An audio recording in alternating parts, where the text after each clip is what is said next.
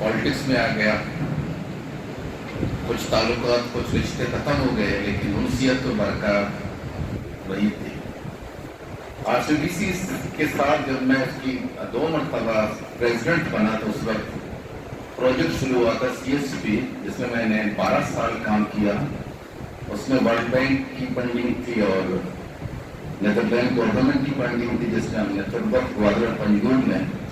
Promotion of human education per schooling کی، جس میں میڈم بیگم صاحب یہاں بیٹھی ہیں، بہت زیادہ قربانیاں اس کی تھی، میڈم سبیہ صاحبہ بڑی قربانیاں تھی، واپ صاحب سب کی قربانیاں تھی اس میں اس بات کو یہ سمجھتا ہوں کہ کسی دوست نے یہاں کہا کہ لوگ نہیں ہیں، بالکل لوگ نہیں ہوں گے۔ جب کسی چیز کو ہم اپنی فرسٹ پرائرٹی پر نہیں رکھیں،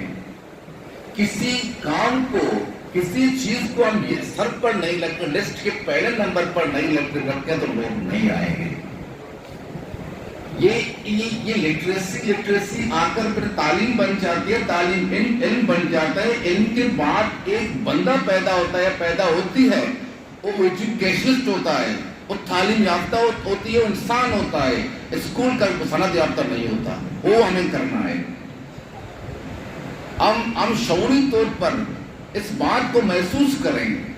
جیسے سر نذیر صاحب فرما رہے تھے کہ 1955 میں اقوام متحدہ کی طرف سے باقاعدہ منایا جا رہا ہے، لیکن ایک جگہ میں نے دیکھا تھا کہ 610 عیسوی 10 اگست کو حضور صلی اللہ علیہ وسلم جب کارہرہ میں گئے تھے تو اس کو کہا گیا تھا اقرا پڑھ، لٹریسی ڈے مطلب وہاں سے شروع ہونا چاہیے تھا کہ جب حضور صلی اللہ علیہ وسلم کو یہ پڑھنے کے لیے کہا گیا تھا تو پڑھائی وہیں سے شروع ہو جاتا ہے۔ تو ہر مسلمان پر اقرا فرض ہو گیا پڑھنا، ہر مسلمان پر پڑھنا فرض ہو گیا، چاہے وہ خواتین ہو یا مرد ہو۔ تو یہ سلسلہ جو ہے یہ پروگراموں کا سلسلہ لٹریسی کے حوالے سے لیٹسٹ جو ہم نے شروع کیا تھا گوادر میں 2017 سے، تو ہمیں پہلے 10 سینٹر میں رہتے تعلیم بالغان کیا، لیکن بڑھتے بڑھتے ابھی 35 ہو گئے، جس میں 25 نان فارمل ایجوکیشن کے اور 10 تعلیم بالغان کے۔ ہمارے لیے بحیثیت مسلمان، جس طرح عبید اللہ صاحب نے کہا ہے کہ تعلیم کا حصول ہمارے نبی صلی اللہ علیہ وسلم نے ہمیں بتا دیا تھا، اور ہمارے اوپر تو فرض ہے، اور شاید کسی مذہب، کسی قوم، کسی نسل پر فرض نہ ہو، ہمارے اوپر تو ہمارے دین نے تعلیم کا حصول فرض قرار دے دیا۔ لیکن انفارچونیٹلی کبھی کسی وجہ سے اس کا عملی جامہ ہم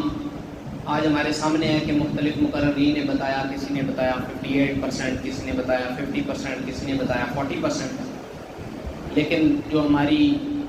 ملک کی مسلم آبادی ہے وہ 97% اینڈ ابو ہے۔ تو ہم اس بات سے بخوبی اندازہ لگا سکتے ہیں کہ ہماری کتنی انڈرسٹینڈنگ ہے اس چیز کے بارے میں، اور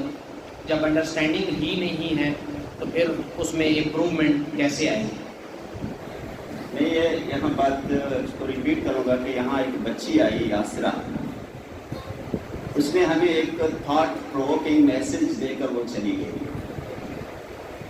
اس کا میسج ہمارے لیے چیلنجنگ تھا کہ تعلیم زیادہ ہے، علم کم ہے۔ یہ سوچنے والی بات ہے، بہت بڑی بات ہے۔ ہم چلنا سیکھ رہے ہیں، رنگنا سیکھ رہے ہیں، وہ ہمیں پڑھنے کی ترغیب دے کر چلی گئی کہ ہم ابتدا سے صرف لٹریسی کی بات کر رہے ہیں، وہ تو علم اور نالج اور اس کے امپلیمنٹیشن کے حوالے سے ہمیں ایک میسج دے کے چلی گئی۔ ہم سب کے لیے چیلنجز کے اوپر ہم سب کو غور کرنا چاہیے اور اس کے اسفار کو پورا کرنا چاہیے کہ ابھی لٹریسی سے ہمیں آگے جانا چاہیے، ہمیں علم اور انفارمیشن اور علم کا امپلیمنٹیشن ہم کریں، اور تاکہ